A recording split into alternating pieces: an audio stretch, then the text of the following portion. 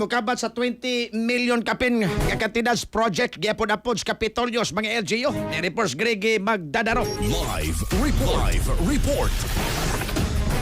Yes, makabat nga to sa 20.2 billion pesos nga giapod-apod sa kagamanan sa probinsya Sugbo isip financial assistance sa mga local government unit kon LGU ug mga barangay loko probinsya Sugbo alang sila mga development project. Ang pinakadako og nadawat mo ang kagamanan sa Dakbayan sa Danau nga nakadawat og mokabat sa 15.5 milyon pesos sa maong kantidad 8 milyones nini ihapak sa pag-construct sa evacuation center sa may sitio Malingin Linaw, Barangay Sibakan, samtang ang 7 milyones pesos itagana sa pag-construct usab sa Barangay Hall sa may Barangay Dungga. Gipahimangnuan ni Governor Pamela Pambari 4 ang mga kapitan sa kinang barangay ug mga representante sa LGU nga ang provincial ug national nga kagamhanan mihatag og prioridad sa pagkaron sa paghatag sa pondo sa lokal nga mga komunidad aron maminusan ang korupsyon. Samtang ang lungsod sa Alegria nakadawat usab og 3 milyones pesos, 2 milyones nini gikatakdang gamiton pagbaton og children's playground samtang 1 ka milyon gamiton pag-instalar og solar light. Ang ubang barangay mo ang mga barangay sa 1st,